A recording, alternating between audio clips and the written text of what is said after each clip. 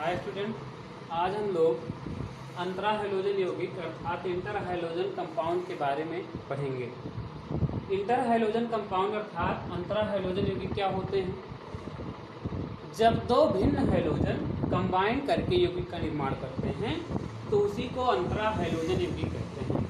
जब दो भिन्न हैलोजन परस्पर संयोग करके द्विलिंगी सहसंयोजक यौगिक का निर्माण करते हैं तो उसी को अंतरा हैलोजन यौगिक कहा जाता है। मतलब डिफरेंट टाइप के हैलोजन, जैसे मान लीजिए फ्लोरीन है और क्लोरीन है, या आपस में कंबाइन कर लें तो इनके द्वारा जो भी कंपाउंड बनेगा उसी को अंतरा हैलोजन यौगिक कहते हैं।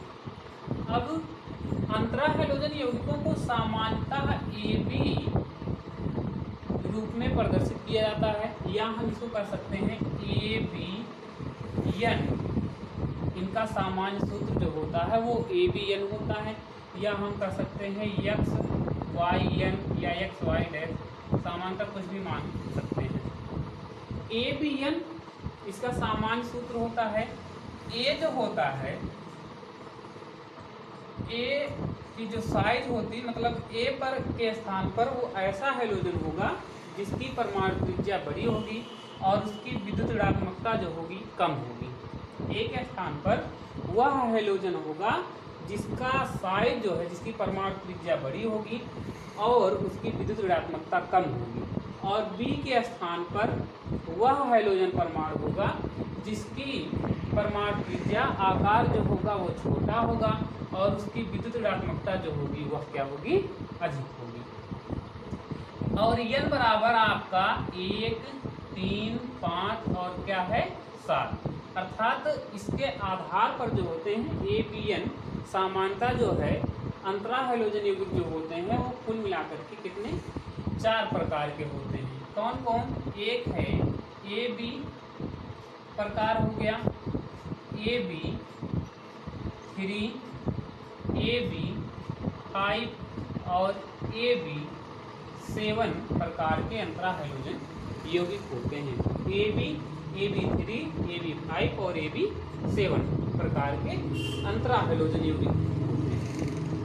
अब ये जो होता है, जो 1, 3, 5, 7 है, ये A की सामान्यता ऑक्सीकरण संख्या है, सॉरी ऑक्सीकरण अवस्था है। यहाँ A इसमें जो है A की ऑक्सीकरण अवस्था, मतलब ये प्लस की होगी, +1, +3, +5 एवं +7। यहाँ जो है मतलब इसमें जो है +1 A की ऑक्सीकरण अवस्था है, इसमें +3 है, इसमें +5 है और इसमें कितना है +7 है। कुल मिलाकर के कहने का मतलब ये है, जो A होगा A धनात्मक होगा और B क्या होगा, ऋणात्मक होगा। A जो परमाणु है वो पॉजिटिव है एंड B परमाणु जो है वो क्या है, वो इसमें निगेटिव होगा। तो ये जो होते हैं ये 5 प्रकार के अंतरा हैलोजन यौगिक होते हैं। अब अंतरा हैलोजन यौगिकों का नामकरण, अब अंतरा हैलोजन यौगिकों के नामकरण के बारे में हम पढ़ें तो जो अंतरा हैलोजन यौगिकों का नामकरण होता है जिसमें A होता है, A को हमेशा धनात्मक लिखा जाता है। धनात्मक मतलब वो जो है उसी के रूप में लिखा जाता है।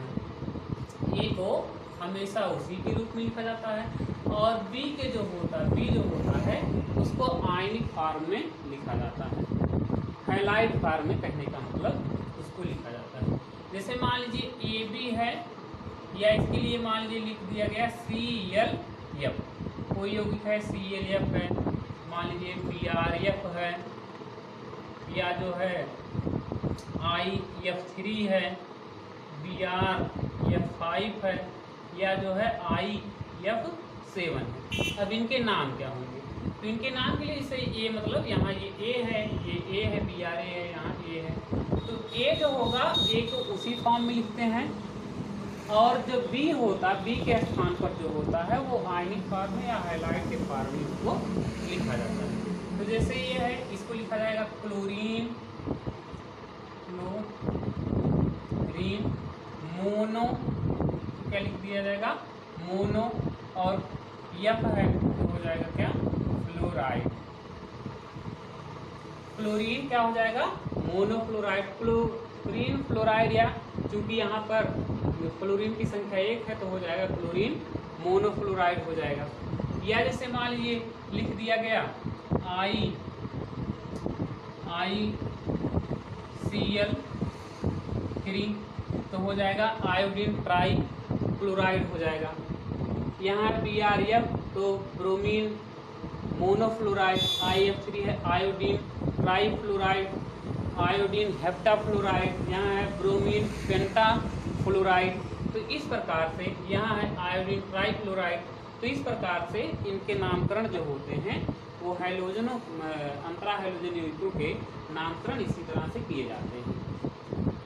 इसके बाद है अंतरा हैलोजन यौगिक। हाँ, कुछ और भी बताना। देखिए अंतरा हैलोजन यौगिक में हमेशा ये जानिए AB जो होगा हमेशा इसमें A की जो साइज होगी, जो आकार होगा, हमेशा A का जो आकार होगा वो बड़ा होगा और इसकी A की जो विद्युत ऋणात्मकता होगी वह क्या होगी, कम होगी। विद्युत ऋणात्मकता हमेशा इसका आकार बड़ा होगा, A का आकार जो होगा बड़ा होगा और A की जो विद्युत ऋणात्मकता होगी वह हमेशा क्या होगी, कम होगी। और इसी के उल्टा जो होगा ये B होगा। B का आकार हमेशा जो होगा वो क्या होगा, छोटा होगा। इसकी जो परमाणु त्रिज्या जो होगी वो कम होगी और इसकी जो विद्युत ऋणात्मकता होगी वह क्या होगी, अधिक। A मतलब A पर जो है मतलब वो धनायन है और B क्या है, वो सामान्यता वो ऋणायन है। अच्छा, A के स्थान पर B के स्थान पर जैसे मान लीजिए B जो है, B के स्थान पर यहाँ पर आपका क्लोरीन हो सकता है, ब्रोमीन हो सकता है, फ्लोरीन हो सकता है। यहाँ A के स्थान पर भी जैसे आपका क्लोरीन, ब्रोमीन, आयोडीन हो सकता है, पर A के स्थान पर कभी भी फ्लोरीन नहीं हो सकता है। कभी भी A के स्थान पर क्या नहीं हो सकता है, फ्लोरीन नहीं हो सकता है। A के स्थान पर फ्लोरीन क्यों नहीं हो सकता है, क्योंकि फ्लोरीन जो है हाइड्रोजन तत्वों में सामान्यता जो इस तत्वों में होता है वो सर्वाधिक विद्युत ऋणात्मक तत्व है और सर्वाधिक यहाँ विद्युत ऋणात्मक होने के कारण से यहाँ पर A के स्थान पर कभी भी फ्लोरीन नहीं होगा। और दूसरी बात यह है कि फ्लोरीन की जो परमाणु त्रिज्या है वो अन्य हैलोजनों की तुलना में सबसे कम है। इस कारण से A के स्थान पर कभी भी फ्लोरीन नहीं हो सकता है। अब इसके बाद है अंतरा हैलोजन यौगिकों के निर्माण की विधियां। तो अंतरा हैलोजन यौगिक के निर्माण की विधियां क्या हैं, इसको देख लीजिए। जैसे मान लीजिए है I है प्लस F है, तो आयोडीन और फ्लोरीन यह क्रिया करेंगे तो किसका निर्माण कर लेंगे, IF का क्या कर लेंगे, निर्माण कर लेंगे। ऐसे ही मान लीजिए हो गया Cl हो गया, फ्लोरीन हो गया, प्लस जो है फ्लोरीन हो गया, तो हो जाएगा ClF का क्या हो जाएगा, निर्माण हो जाएगा, ClF का निर्माण हो जाएगा। अच्छा, यहाँ पर यदि इसके अणुओं की संख्या को हम बढ़ाएं तो उसी प्रकार से डिफरेंट टाइप के अंतरा हैलोजन यौगिक बन सकते हैं। जैसे यहाँ पर अणुओं की संख्या 1 लिए तो क्लोरीन मोनोफ्लोराइड बन गया। अभी यहाँ पर 3 ले लें तो क्लोरीन ट्राईफ्लोराइड हो जाएगा। जैसे ले लिया Cl2 प्लस 5F2 तो हो गया ClF5 हो जाएगा, ClF5 हो जाएगा। यहाँ बैलेंस कर दीजिए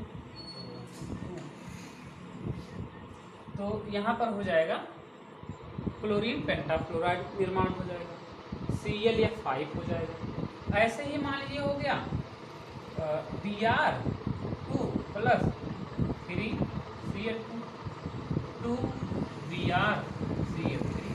मतलब इनके मॉलिक्यूल जो हैं, अणु जो हैं डिफरेंट टाइप के लेने पर उस प्रकार से उसी तरह से अंतरा हैलोजन यौगिक का निर्माण होगा। आयोडीन हो गया मान लीजिए I2 प्लस F2 7F2 हो गया मान लीजिए, तो हो जाएगा IF7 का निर्माण होगा, IF7 हो जाएगा।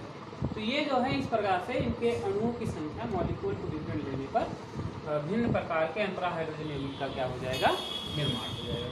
अच्छा, दूसरी बात यह है कि आयोडीन, क्लोरीन या ब्रोमीन जो है, क्लोरीन या ब्रोमीन क्लोरीन जैसे मान लीजिए ये ClF7 या BrF7 का निर्माण ये नहीं करते हैं। मतलब ये क्लोरीन हेप्टाफ्लोराइड या ब्रोमीन हेप्टाफ्लोराइड का निर्माण नहीं होता है। और जबकि जो होता है आयोडीन हेप्टाफ्लोराइड का निर्माण होता है।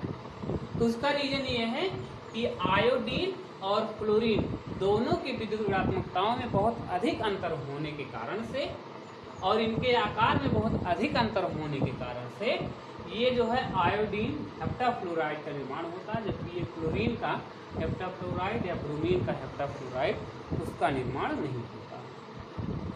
इसके बाद है अंतरा हैलोजन यौगिकों के गुण।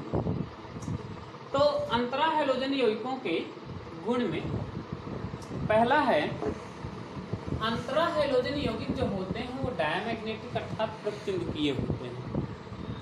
अंतरा हैलोजन यौगिक जो होते हैं वो प्रचुंबकीय होते हैं। दूसरा यह है कि अंतरा हैलोजन यौगिक जो होते हैं ये जो होते हैं वो सहसंयोजक प्रकृति के होते हैं, क्योंकि इनमें जो परमाणु होते हैं जो कंबाइन करके इनका निर्माण करते हैं और सहसंयोजक बंध का निर्माण करते हैं, इसलिए ये जो होते हैं ये सहसंयोजक प्रकृति के होते हैं। अगला है अंतरा हैलोजन यौगिकों के जो गलनांक एवं क्वथनांक होते हैं वो अपेक्षितः जो होते हैं वो अधिक होते हैं। अंतरा हैलोजन यौगिकों के गलनांक एवं जो क्वथनांक होते हैं वह अधिक होते हैं। अगला है कि अंतरा हैलोजन यौगिक जो होते हैं ये सामान्यतः सहसंयोजक द्रव या सहसंयोजक ठोस होते हैं। ये सहसंयोजक द्रव जो होते हैं, कुछ अंतरा हैलोजन यौगिक सहसंयोजक द्रव और कुछ अंतरा हैलोजन यौगिक सहसंयोजक ठोस के रूप में पाए जाते हैं। और अंतरा हैलोजन यौगिक की जो क्रियाशीलता होती है वो सामान्यतः हैलोजनों की अपेक्षा थोड़ी सी अधिक होती है। अंतरा हैलोजन यौगिकों की जो क्रियाशीलता होती है वो सामान्य हैलोजनों की तुलना में क्या होती है वो अधिक होती है। इसके बाद है इनकी जो है H2O से अभिक्रिया, अंतरा हैलोजन यौगिक की जल से अभिक्रिया। तो सामान्य रूप से जो अंतरा हैलोजन यौगिक हैं वो जल से रिएक्टिव होकर के हाइपोहैलस अम्ल का निर्माण करते हैं। जैसे मान लीजिए ClF है, ClF ये जल से निर्माण करेगा और अभिक्रिया करेगा। तो ये देखिए इसमें जो ये है ये Cl पॉजिटिव है और F जो है वो क्या है निगेटिव। ये H2O का आयनाइजेशन करेंगे तो ये पॉजिटिव और क्या हो जाएगा OH निगेटिव। तो ये जो होगा वो इसके साथ आ जाएगा और ये किसके साथ चला जाएगा, इसके साथ चला जाएगा। तो मतलब बन जाएगा HCl प्लस HOF। ठीक,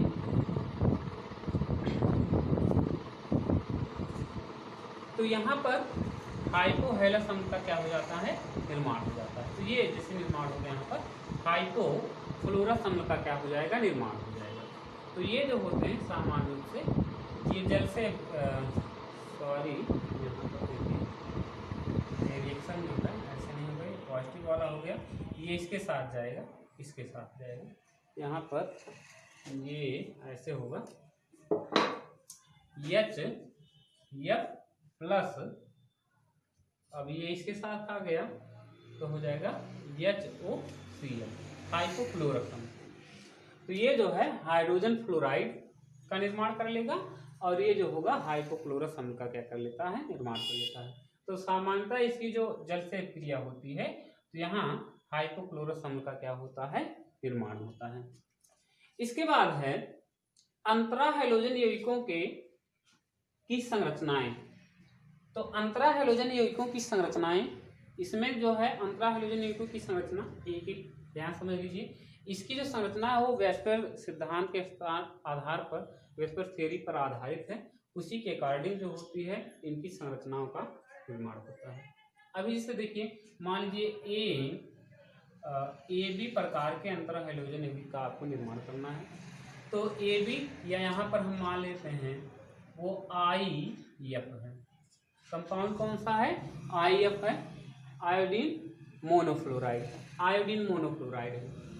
तो यहाँ देखिए, क्योंकि आयोडीन के जो संयोजी कोष में होता है वो 7 इलेक्ट्रॉन होता है, तो 7 इलेक्ट्रॉन जैसे देखिए आयोडीन है और इसके संयोजी कोष में कितना इलेक्ट्रॉन है, 7 इलेक्ट्रॉन। जैसे इन इलेक्ट्रॉनों को हम दर्शा देते, 2 हो गया, 4, 2, 6 और 1 इलेक्ट्रॉन यहाँ पर हो गया, तो 7। तो ये जो होता है ये लोन पेयर का क्या कर लेता है, निर्माण कर लेता है। ये जो इलेक्ट्रॉन होता है लोन पेयर इलेक्ट्रॉन इसका निर्माण कर लेता है, और ये जो होता है ये फ्लोरीन के द्वारा कंबाइन हो जाता है यह, और यहाँ पर ऐसे बना देता है इस प्रकार से। या इसको हम ऐसे भी लिख सकते हैं I, और यहाँ पर हो गया F, हो गया F, और यहाँ पर क्या हो गया F हो गया, ओह सॉरी, यहाँ पर मतलब लोन पेयर यहाँ पर इलेक्ट्रॉन, यहाँ पर इलेक्ट्रॉन और यहाँ पर इलेक्ट्रॉन, और यहाँ इस प्रकार से मतलब संरचना बनेगी। यहाँ तो एक्चुअली 30 एक का बनेगा, बट उसकी नहीं होगी क्योंकि यहाँ इसके मध्य जो है एक बंधु का साझा हो रहा है, एक इलेक्ट्रॉनों का साझा हो रहा है।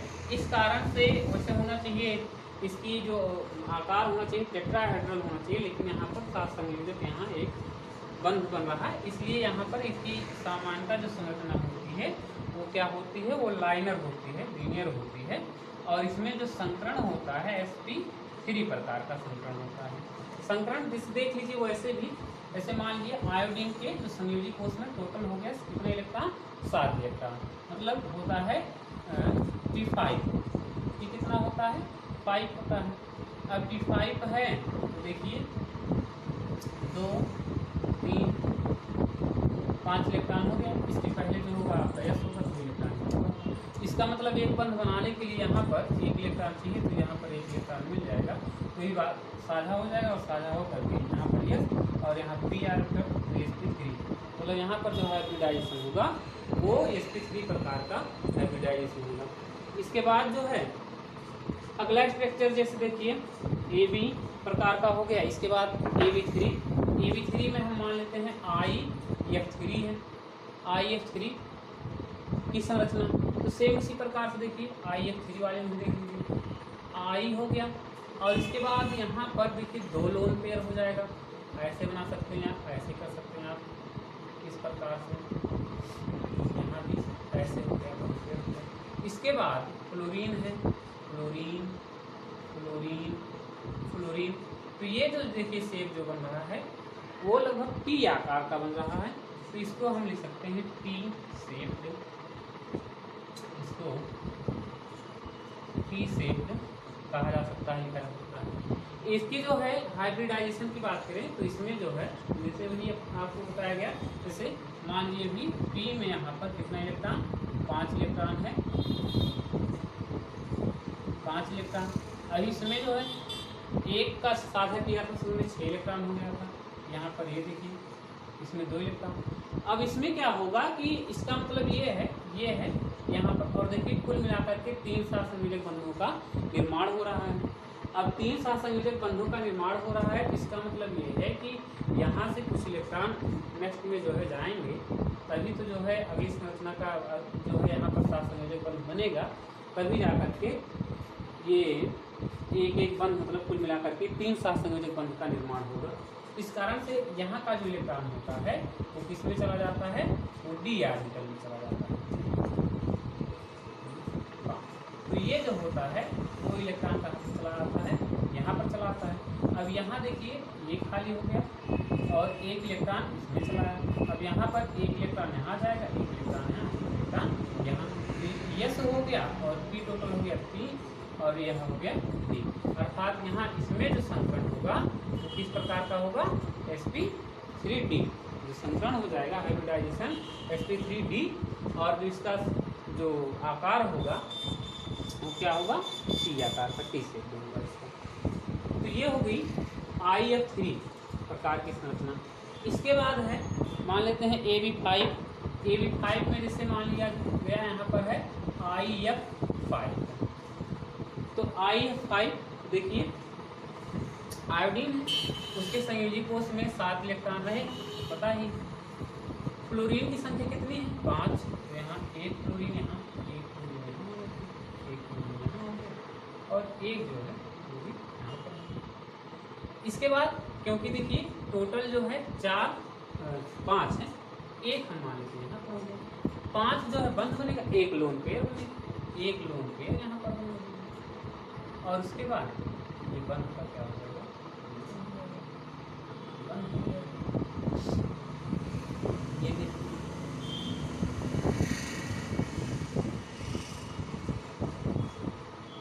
और यहाँ जो है अर्थात जो है इसकी जो संरचना होगी वह क्या हो जाएगी, सेक्वायर बन जाएगी। स्ट्रक्चर इसका जो होगा वो सेक्वायर होगा, और जो हाइब्रिडाइजेशन होगा वो क्या होगा, sp3d2। sp3d2 हाइब्रिडाइजेशन कैसे होगा, देखिए इसको, जिससे मान लीजिए हो गया यहाँ पर अभी आपको बताया गया sp और इसके बाद है d, तो इसमें आपको बताया गया, इससे टोटल यहाँ पर कितने साथ संयोजक बन, 5 बन रहे हैं। कहने का मतलब हमें जो है अर्ध भरे हुए जो ऑर्बिटल चाहिए वो कितने चाहिए आपको, 5 चाहिए, 5 चाहिए। अब यहाँ तो पता चल रहा है कि एक ही है, तो इसका एक इसमें इलेक्ट्रॉन जाएगा, फिर अगला जो होगा इस प्रकार से यहाँ का जो इलेक्ट्रॉन होगा वो इसमें चला जाएगा। इस प्रकार से 5, अब यहाँ एक, यहाँ एक, अर्थात जो है S, P और D ऑर्बिटल कितने, 3, S, P3, D, 2 हाइब्रिडाइजेशन हो जाएगा, sp3d2, और जो संरचना हो जाएगी वो क्या बनेगी, सेक्वायर संरचना इसकी बनेगी। इसी तरह से अगला है IF7। IF7 की संरचना कैसे, आयोडीन कुल मिलाकर के देखिए जो सभी 7 संयोजन, यहाँ इसकी आक्सीकरण अवस्था आयोडीन की 7 है, +7 की है। अब आयोडीन मतलब कुल मिलाकर के 7 संयोजक बंध का निर्माण हो रहा है। आयोडीन है, अब देखिए chlorine, chlorine, chlorine, chlorine, chlorine, इसके बाद एक क्लोरीन है, एक क्लोरीन, ऐसी इसकी संरचना बनाएंगे।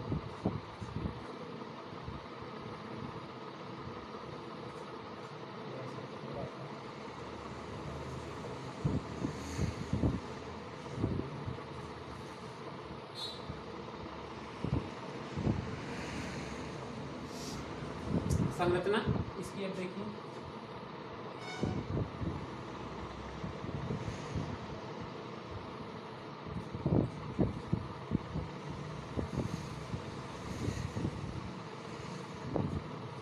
ये देखिए इसका स्ट्रक्चर जो हो जाएगा पेंटागोनल,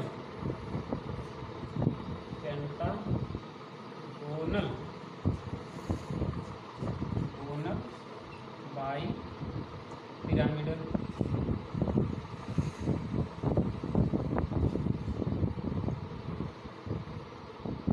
इसका जो स्ट्रक्चर होगा वह पेंटागोनल बाई पिरामिडल, और जो हाइब्रिडाइजेशन आ जाएगा वो आ जाएगा sp3d3 प्रकार का आ जाएगा। हाइब्रिडाइजेशन sp3d3, और जो इसकी स्ट्रक्चर बनेगा, जो संरचना बनेगा वो क्या बन जाएगा, देखिए पेंटागोनल होता है, पेंटागोनल बाई पिरामिडल। इस प्रकार से तो IA मतलब AB, AB3, AB5 और AB7 प्रकार की जो है संरचना का निर्माण इसी प्रकार से होता है। और ऐसे ही कोई भी यौगिक हो जैसे हैं जिस प्रकार का हो उसी तरह से इन सभी की संरचनाएं ऐसे ही आप बना सकते हैं।